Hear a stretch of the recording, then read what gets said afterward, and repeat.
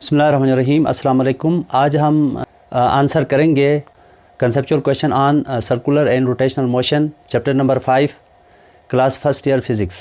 Question number 1, why is the fly wheel of an engine made heavy in the rim. Fly wheel को हम साइटों से मोटा क्यों बनाते हैं, थिक क्यों करते हैं। फ्लाई व्हील है वो इंजन के अंदर इस्तेमाल होता है। इंजन के अंदर जो क्रेन शाफ्ट के साथ कनेक्ट होता है फ्लाई व्हील, और इंजन जो है जब टार्क अप्लाई करता है क्रेन शाफ्ट पर तो क्रेन शाफ्ट रोटेट करता है। इंजन से ज़्यादा टार्क अप्लाई होने की वजह से उसके अंदर जर्क मोशन पैदा होता है हाई स्पीड के साथ। तो हमने क्या करना है, उस हाई स्पीड को रिड्यूस करना है ताकि वो कांस्टेंट एंगुलर वेलोसिटी से या एंगुलर स्पीड से मूव करे। इस मकसद के लिए हम करते हैं, जैसे कि हमारे पास ये हमारे पास फ्लाई व्हील है, दरमियान में से साइटों से हम इसको मोटा कर देते हैं, थिक बनाते हैं। जैसे कि गाड़ियों का टायर भी इस तरह होता है, दरमियान में से वो पतला है, साइटों से वो मोटा है। जब साइटों से मोटा होगा तो फ़ायदा क्या होगा, देखो ये एक्सिस ऑफ रोटेशन है फ्लाई व्हील का। अब एक्सिस ऑफ रोटेशन से सारे मास को हमने साइटों पे कर दिया, दरमियान को हमने बिल्कुल पतला रखा हुआ है, साइटों से मोटा रखा है।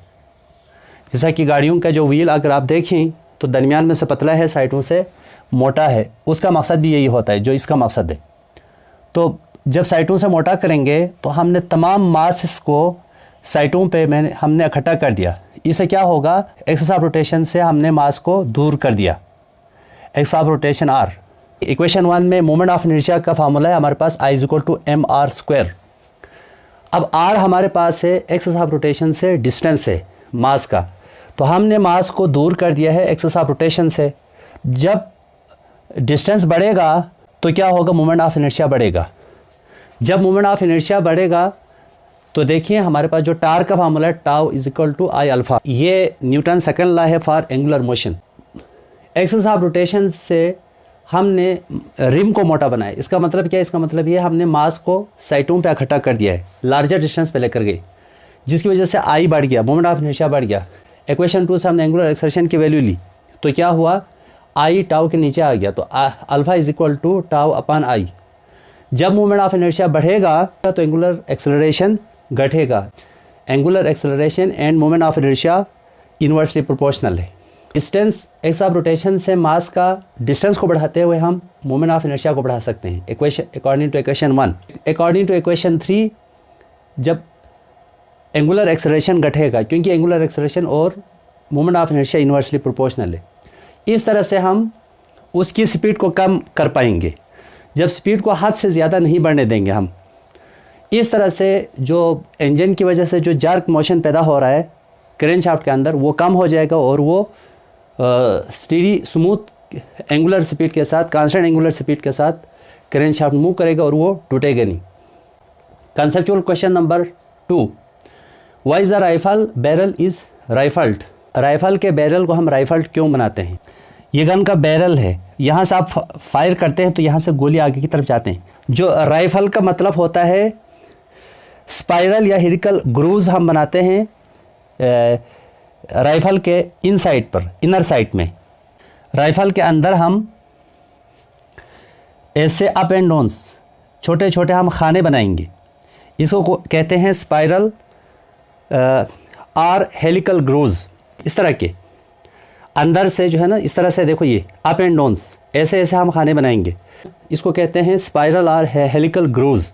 स्पाइरल और helical grooves inside the barrel inside the gun, इसको कहते हैं राइफल्ड। इसलिए हो गया जब हम गोली फायर करते हैं तो इन राइफल की वजह से, हेलिकल ग्रूव्स की वजह से, देखो जब आप फायर कर रहे हैं तो गोली जो है ना आगे की तरफ ट्रेवल तो कर रही है, लीनियर जो मोशन तो करेगी ही करेगी, लेकिन इन हेलिकल ग्रूव्स की वजह से, इन हेलिकल ग्रूव्स को कहते हैं राइफल्ड, इनकी वजह से गोली स्पिन मोशन भी करेगी।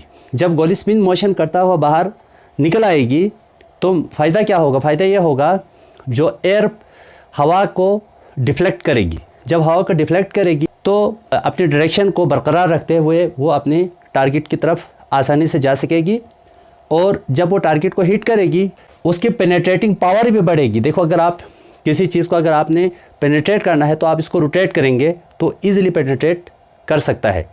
तो स्पिन मोशन से उसकी पेनिट्रेटिंग पावर बढ़ जाती है टारगेट में। दूसरा, हवा को जो है ना डिफ्लेक्ट करेगी तो हवा जो है ना उसके रास्ते में रुकावट नहीं बनेगी आगे जाने में। इस तरह से वो अपनी मुकर्ररा डायरेक्शन को बरकरार रखते हुए अपने टारगेट की तरफ आसानी के साथ जा सकते हैं। Conceptual question number 3, is it possible for a person to distinguish between raw egg and a hard boil egg by spinning each on the table, explain. क्या किसी पर्सन के लिए पॉसिबल होगा कि दो बॉयल एग और रॉ एग को, उबले हुए और बग़ैर उबले हुए अंडे को स्पिन करते हुए, रोटेशन देते हुए वो एक दूसरे को डिफ्रेंशिएट कर सकेगा? वो बता सकेगा कि ये बॉयल एग है या ये अनबॉयल एग है। जो अनबॉइल्ड एग है इसको हम कहते हैं रॉ एग। रॉ एग के अंदर जो मटेरियल है वो लिक्विड फॉर्म में होता है। जो सफ़ेदी है, जर्दी है, दोनों जो है वो लिक्विड फॉर्म में होता है। अंदर जो लिक्विड है उस पर अंदर से सेंट्रीफ्यूगल फोर्स लगेगी तो जो लिक्विड है वो बाहर की तरफ आ जाएगा, साइटों पर आ जाएगा, रिम साइड पर। तमाम जो लिक्विड है वो साइटों पे आ जाएगा तो एक्सेस ऑफ रोटेशन से तमाम लिक्विड साइटों पे आने का मतलब है तमाम जो मास है वो साइटों पे शिफ्ट हो गया। तो इसका मतलब जो एक्सेस ऑफ रोटेशन से मास का डिस्टेंस बढ़ गया। अब जैसा कि इक्वेशन नंबर 1 में आप देख सकते हैं, मोमेंट ऑफ इनर्शिया बराबर है mr²। r जो है एक्सेस ऑफ रोटेशन से डिस्टेंस है। जब तमाम लिक्विड साइटों पे जाएंगे तो डिस्टेंस, मास का डिस्टेंस बढ़ेगा एक्सेस ऑफ रोटेशन से, तो मोमेंट ऑफ इनर्शिया बढ़ेगा। तो according to law of conservation of angular momentum, I1 ω1 is equal to I2 ω2। अगर ये इक्वल है तो इसका मतलब हम इसको I omega is equal to constant भी लिख सकते हैं। अब हमने I मोमेंट ऑफ इनर्शिया को डिनोमिनेटर में लेकर जाएंगे तो omega is equal to constant upon moment of inertia. Constant और इक्वल टू को हटाएंगे तो साइन ऑफ प्रोपोर्शनलिटी आएगी। जो रॉ एग है उसको हम ने जब स्पिन किया तो तमाम लिक्विड साइटों पे चले गए, मास शिफ्ट हो गया रिम साइड पर। रिम पर शिफ्ट हो गया तो एक्सेस ऑफ रोटेशन से मास का डिस्टेंस बढ़ गया, जिसकी वजह से मोमेंट ऑफ इनर्शिया इंक्रीज़ हुआ। जब मोमेंट ऑफ इनर्शिया इंक्रीज़ होगा तो एंगुलर वेलोसिटी घटेगी। देखो, मोमेंट ऑफ इनर्शिया और एंगुलर वेलोसिटी आपस में इन्वर्सली प्रोपोर्शनल है। जब मोमेंट ऑफ इनर्शिया बढ़ेगा तो एंगुलर वेलोसिटी डिक्रीज़ होगी। इसी तरह से देखिए, जो बॉयल एग है उसके अंदर जो मटेरियल वो हार्ड होता है, सख्त होता है, वो मूव नहीं कर सकते। जब आप उसको रोटेशन देंगे तो वहाँ से जो हार्ड मटेरियल है वो अपनी जगह से नहीं हिलेगा, तो इसका मतलब उसका मोमेंट ऑफ इनर्शिया फिक्स रहेगा। अनबॉइल्ड एग है उसका मोमेंट ऑफ इनर्शिया बढ़ा, जिसकी वजह से उसकी एंगुलर वेलोसिटी डिक्रीज़ हो जाएगी। जो बॉयल एग है उसका जो मोमेंट ऑफ इनर्शिया कांस्टेंट रहा, जिसकी वजह से उसकी वेलोसिटी कांस्टेंट रहेगी। अगर आप दोनों पर सेम टार्क अप्लाई करेंगे, रॉ एग और बॉयल एग पर सेम टार्क अप्लाई करेंगे, तो जो अनबॉइल्ड एग है वो स्लो रोटेट करेगा और बॉइल्ड एग है वो हाई स्पीड के साथ रोटेट करेगा। Conceptual question number 4, why is the acceleration of a body moving uniformly in a circle directed towards the centre. एक बॉडी यूनिफॉर्म स्पीड के साथ मूव कर रही है एक सर्कल के अंदर, तो उस बॉडी की जो एक्सेलरेशन की जो डायरेक्शन है वो सर्कल के सेंटर की तरफ उसकी डायरेक्शन क्यों होती है? जैसा कि हम जानते हैं कि जब एक बॉडी सर्कल में मूव करे तो बेशक उसकी जो स्पीड कांस्टेंट है, स्पीड कांस्टेंट होने का मतलब है मैग्नीट्यूड ऑफ वेलोसिटी कांस्टेंट है, चेंज नहीं हो रही। लेकिन एट एवरी इंस्टेंट वेलोसिटी की जो डायरेक्शन है वो चेंज हो रही है। जैसा कि हम इस डायग्राम के अंदर आप देख लें तो हर इंस्टेंट पर देखो मैग्नीट्यूड ऑफ वेलोसिटी तो सेम है। अगर वेलोसिटी जो है 2 है तो हर एक पॉइंट पर 2 मीटर पर सेकंड की स्पीड से मूव कर रही, लेकिन डायरेक्शन हर इंस्टेंट पे चेंज हो रही है। अब डायरेक्शन क्यों चेंज हो रही है? वो फोर्स जो बॉडी को सर्कल में मूव करने पे मजबूर करती है उसको हम सेंट्रीपिटल फोर्स कहते हैं। तो बॉडी के ऊपर सेंट्रीपिटल फोर्स लगी है, सेंट्रीपिटल फोर्स की वजह से बॉडी सर्कल में मूव कर रही है। अब देखो, मैग्नीट्यूड ऑफ वेलोसिटी तो कांस्टेंट है, ये magnitude of velocity means speed constant है, बट सेंट्रीपिटल फोर्स लग रही है बॉडी के ऊपर। तो सेंट्रीपिटल फोर्स की वजह से हर इंस्टेंट पर वेलोसिटी की डायरेक्शन चेंज हो रही है। अब हम जानते हैं सेंट्रीपिटल फोर्स की जो डायरेक्शन है वो सर्कल के सेंटर की तरफ होती है। फोर्स अपने ही डायरेक्शन में एक्सेलरेशन पैदा करती है according to Newton second law. तो इसका मतलब फोर्स की direction towards the centre of the circle है, सर्कल के सेंटर की तरफ है। तो न्यूटन सेकंड लॉ के मुताबिक एक्सेलरेशन की डायरेक्शन भी सर्कल की सेंटर की तरफ होगी। Conceptual question number 5. A ball is just supported by a string without breaking. If it is set swinging, it breaks. Why? एक बाल है, उसको जस्ट स्ट्रिंग के साथ सपोर्ट किया गया है, जैसा कि मैंने यहाँ पे शो किया है।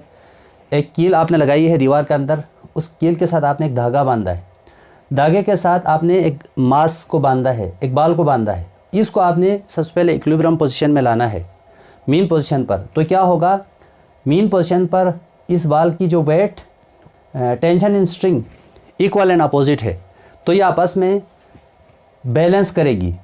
क्योंकि इक्वल एंड अपोजिट है तो स्ट्रेट लाइन में है, तो ये आपस में बैलेंस, दोनों फोर्सेस बैलेंस होगी, वो आपस में कैंसिल करेगी। तो यहाँ इस पोजीशन पे नेट फोर्स 0 है, तो ये धागा ब्रेक नहीं होगा, क्योंकि नेट फोर्स इसके ऊपर नहीं लग रही, इस पर वेट नहीं लग रही।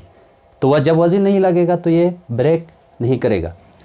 अगर आप इसको स्विंग दें, आसोलेट करें, फोर्स लगाएं, यहाँ पर आसोलेट कराएं, यानी कि ये स्विंग करेगा, आगे पीछे मूव करेगा, सेंट्रीपिटल फोर्स लगती है, तो हमें मालूम है कि जो सेंटर से बाहर की तरफ एक फोर्स लगती है उसको हम सेंट्रीफ्यूगल फोर्स कहते हैं।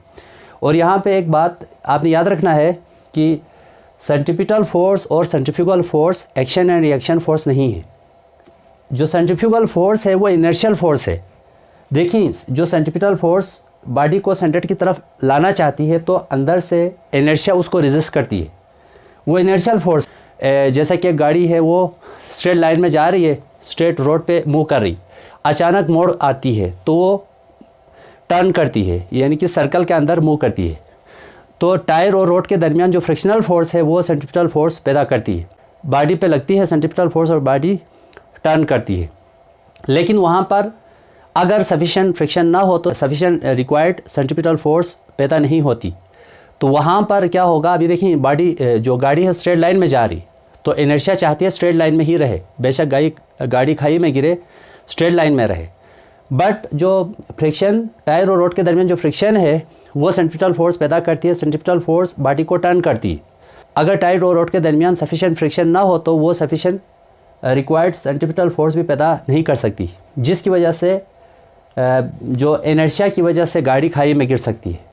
जब आप इसको स्विंग करेंगे, आसोलेट कराएंगे, आप इसको एम्पलीट्यूड को थोड़ा सा बढ़ा लें तो क्या होगा, ये स्विंग कर रहा है, इसका मतलब है ये सर्कल में मूव करने की कोशिश कर रहे हैं। अगर आप इसके एम्पलीट्यूड को सपोज़ यहाँ पे बढ़ा दें तो एंड पे जाके सर्कल में मूव करने लगेगा। अगर ये सपोज़ करें, अगर आप थोड़ी देर के लिए अगर ये सर्कल में मूव कर रहा है तो ये क्या होगा, ये तो रेडियस होगा, ये सेंटर होगा। देखिए ये सेंटर होगा। इसका मतलब क्या है, इसका मतलब ये है जो फोर्सेस को आसोलेट करा रहे हैं असल में ये क्या है, ये एक सेंट्रीपिटल फोर्स लग रही है यहाँ पर। उस सेंट्रीपिटल फोर्स की डायरेक्शन इसके सेंटर की तरफ है। देखो, अगर आप इसको सपोज कर लें ये सर्कल में मूव कर रहे हैं, अगर आप एम्पलीट्यूड को बढ़ाते जाएंगे तो क्या होगा, ये एक सर्कल में मूव करने लगेगा। जब सर्कल में मूव करेंगे तो ये वाला पॉइंट सेंटर ऑफ सर्कल होगा। तो यहाँ पर जो सेंट्रीपिटल फोर्स लगेगी उसकी डायरेक्शन टुवर्ड्स द सेंटर होती है, towards the centre of circle. Due to inertia, जो इनर्शिया की वजह से अंदर से बाहर की तरफ एक सेंट्रीफ्यूगल फोर्स लगती है। और सेंट्रीफ्यूगल फोर्स हमारे पास सेंट्रीपिटल फोर्स का रिएक्शनल फोर्स नहीं है, ये एक इनर्शियल फोर्स है, सेंट्रीफ्यूगल फोर्स, जो इनर्शिया की वजह से सेंटर ऑफ सर्कल से बाहर की तरफ लगती है। जब ये बाहर की तरफ लगेगी तो क्या होगा, इस स्ट्रिंग के अंदर ये टेंशन इंक्रीज़ होगी। जब टेंशन इंक्रीज़ होगी तो ये फोर्स बाहर की तरफ उसको पुश कर रही है, इस मास को, स्ट्रिंग टूट जाएगा। Conceptual question number 6, an insect is sting close to the axis of wheel if the friction between the insect and wheel is very small. Describe motion of insect when the wheel starts rotating. एक insect जो है wheel के axis of rotation के करीब बैठा हुआ है, जैसे कि हम बना सकते हैं यहाँ पर। ये हमारे पास व्हील है, देखो ये एक्सिस ऑफ रोटेशन है। एक्सिस ऑफ रोटेशन के करीब यहाँ पे एक इंसेक्ट बैठा हुआ है, इंसेक्ट, और उस इंसेक्ट और व्हील के दरमियान फ्रिक्शनल फोर्स बहुत कम है। तो जब व्हील रोटेट करेगा तो इंसेक्ट किस डायरेक्शन में मूव करेगी, इस इंसेक्ट की मोशन क्या होगी, वो आपने बताना है। हमें मालूम है व्हील और इंसेक्ट के दरमियान जो फ्रिक्शनल फोर्स है वो पैदा करती है सेंट्रीपिटल फोर्स। जब सेंट्रीपिटल फोर्स पैदा होगी तो इंसेक्ट पे अप्लाई होगी, इंसेक्ट इस व्हील के साथ सर्कल में मूव करेगा। लेकिन यहाँ पर जो फ्रिक्शन बहुत कम है, इंसेक्ट और व्हील के दरमियान जो फ्रिक्शन बहुत कम है, यहाँ पे रहने के लिए ज़रूरी है कि इस इंसेक्ट के ऊपर सफिशिएंट सेंट्रीपिटल फोर्स लगे, तो ये इंसेक्ट सर्कल में मूव करेगा और ये इधर ही रहेगा। लेकिन इसलिए ज़रूरी है कि जो इंसेक्ट और व्हील के दरमियान सफिशिएंट फ्रिक्शन हो। जब सफिशिएंट फ्रिक्शन हो तो sufficient friction sufficient centripetal force पैदा करेगी। लेकिन यहाँ पर जो अकॉर्डिंग टू गिवन कंडीशन यहाँ पे क्या है, जो सरफेस ऑफ व्हील और इंसेक्ट के दरमियान जो फ्रिक्शनल फोर्स बहुत कम है। जब फ्रिक्शनल फोर्स बहुत कम होगी तो ये जो फ्रिक्शन है वो रिक्वायर्ड सेंट्रीपिटल फोर्स पैदा नहीं कर सकेगी, तो कम सेंट्रीपिटल फोर्स पैदा होगी।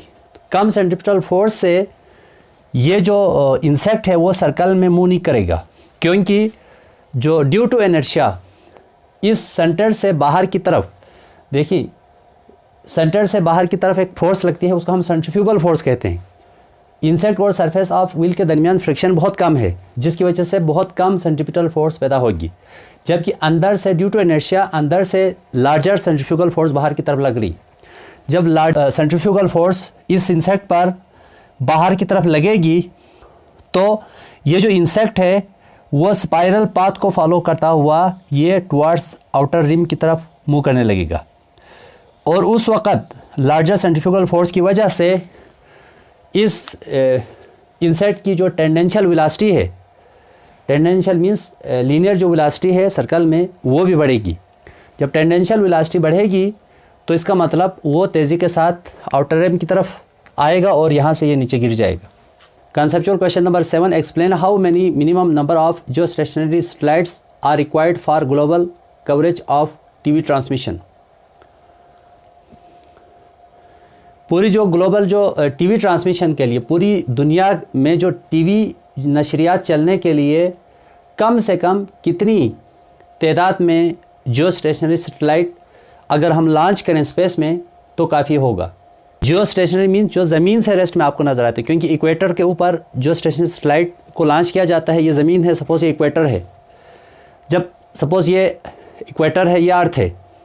अब देखो पॉइंट अर्थ पर पॉइंट ए है, देखो ये। अब ये जो सैटेलाइट यहाँ पर मौजूद है, ज़मीन की जो स्पिन मोशन की स्पीड और जो सैटेलाइट की सर्कुलर मोशन की स्पीड बराबर होती है। तो 24 घंटे में अर्थ अपने अराउंड एक स्पिन मोशन कंप्लीट करती है, तो 24 घंटे में जो सैटेलाइट ज़मीन के गिर्द एक चक्कर कंप्लीट करता है। उन दोनों की जो मोशन वो सिंक्रोनाइज होती है। अर्थ की जो स्पिन मोशन की स्पीड और जो सैटेलाइट की जो सर्कुलर मोशन की जो स्पीड है वो बराबर है, जिसकी वजह से हमें वो ज़मीन से वो रेस्ट में हमें नज़र आएगा सैटेलाइट। और जो सैटेलाइट तकरीबन 120 डिग्री लैंगिट्यूड को कवर करता है। एक जो सैटेलाइट लैंगिट्यूड का 120 डिग्री एंगल को कवर करता है, इतने लैंगिट्यूड इतने डिस्टेंस को ये कवर करता है, तो टोटल जो एंगल है अर्थ के अराउंड जो ऑर्बिट का वो 360 है। तो 120 डिग्री को आप 3 से मल्टीप्लाई करेंगे तो ये 360 हो जाएगा। इस तरह से 3 जो स्टेशनरी सैटेलाइट को ज़मीन के अराउंड 120 डिग्री एंगल पर लॉन्च करेंगे तो वो पूरी दुनिया का, पूरे वर्ल्ड का टीवी ट्रांसमिशन के कवरेज कर सकता है। Conceptual question number 8, explain the significance of moment of inertia in rotatory motion. Rotatory motion में मोमेंट ऑफ इनर्शिया की अहमियत आपने बयान करना है। मोमेंट ऑफ इनर्शिया एक प्रॉपर्टी है जो रोटेटिंग बॉडी के अंदर किसी भी तब्दीली की मुखालिफत करती है। इसका मतलब क्या है? इसका मतलब ये हुआ जो मोमेंट ऑफ इनर्शिया है उसका जो रोल है बिल्कुल मास की तरह रोल है उसका। जिस तरह मास का लीनियर मोशन में रोल है, वैसा ही रोल मोमेंट ऑफ इनर्शिया का रोटेशनल या सर्कुलर मोशन में है। जैसा कि मोमेंट ऑफ इनर्शिया का जो फार्मूला है डियर स्टूडेंट आपके पास I = mr²। r तो सर्कल का जो रेडियस है, एक्सिस ऑफ रोटेशन से डिस्टेंस है, ये तो कांस्टेंट है। बाकी जो m है, देखो अगर r सपोज 2 है तो m क्या होगा? m बढ़ेगा, यानी कि डिस्टेंस बढ़ेगा तो ये मास बढ़ेगा। इसका मतलब क्या है? लीनियर मोशन में जो रोल मास का है वैसा ही रोल सर्कुलर मोशन या रोटेशनल मोशन में मोमेंट ऑफ इनर्शिया का है। जो स्ट्रेट लाइन मोशन में अगर एक बॉडी का मास ज़्यादा है तो बॉडी को रोकना या मोशन में लाना बहुत मुश्किल होता है। अगर बॉडी का मास कम है तो बॉडी को रोकना या मोशन में लाना आसान है, क्योंकि जो इनर्शिया डिपेंड करता है मास पर। जो मोमेंट ऑफ इनर्शिया है वो भी मास पे डिपेंड कर रहा है और एक्सिस ऑफ रोटेशन से डिस्टेंस पे डिपेंड कर रहा है। तो जो रोल आपके मास का जो लीनियर मोशन में है वही रोल मोमेंट ऑफ इनर्शिया का सर्कुलर मोशन में होगा। ये आपके पास है टार्क का formula tau is equal to I alpha. I की वैल्यू मैंने इक्वेशन 1 से दी है, I is equal to M R square. अब देखें ये जो tau is equal to I alpha ये न्यूटन सेकंड लॉ है रोटेशनल मोशन के लिए। लीनियर मोशन में टाउ को आप एफ से रिप्लेस करें, आई को एम से रिप्लेस करें, अल्फ़ा को आप लीनियर एक्सेलरेशन ए से रिप्लेस करें। तो इसका मतलब ये हुआ tau is equal to I alpha rotational motion में न्यूटन सेकंड लॉ है। तो इसका मतलब मोमेंट ऑफ इनर्शिया का वही रोटेशनल मोशन में वही रोल है जो रोल मास का लीनियर मोशन में था। रोटेटिंग बॉडी के अंदर जो तब्दीली की मुखालिफत करती है उसको हम उस प्रॉपर्टी को हम मोमेंट ऑफ इनर्शिया कहते हैं। ग्रेटर मोमेंट ऑफ इनर्शिया होगा तो तब्दीली की ज़्यादा मुखालिफत करेगी, अगर कम मोमेंट ऑफ इनर्शिया है तो रेस्ट आर मोशन में तब्दीली की ज़्यादा मुखालिफत करेगी। Conceptual question number 9, why does the coasting rotating system slow down as water drops into the beaker. एक रोटेटिंग सिस्टम है, देखो यहाँ पर मैंने शो किया है, एक रोटेटिंग सिस्टम है, ये रोटेट कर रहा है। इसके ऊपर आपने एक बीकर रखा हुआ है, बीकर के अंदर पहले से कुछ पानी डाला हुआ है आपने, सपोज़ यहाँ तक आपने पानी डाला हुआ है। अब वो एक ख़ास एंगुलर स्पीड के साथ ये रोटेट कर रहा है। ये सिस्टम रोटेट करेगा तो बीकर भी रोटेट कर रहा है।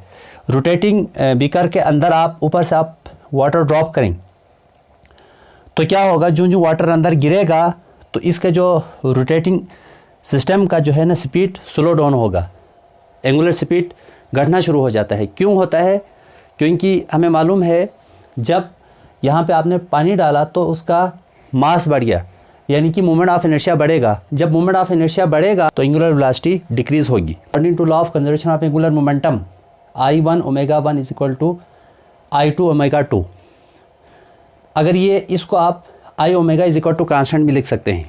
ओमेगा या I में से एक को आप डिनोमिनेटर में लेकर जाएं तो ये होगा omega is equal to constant divide by I।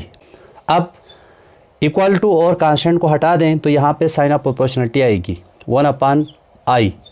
इसका मतलब moment of inertia and angular velocity inversely proportional है। Due to increase in moment of inertia, due to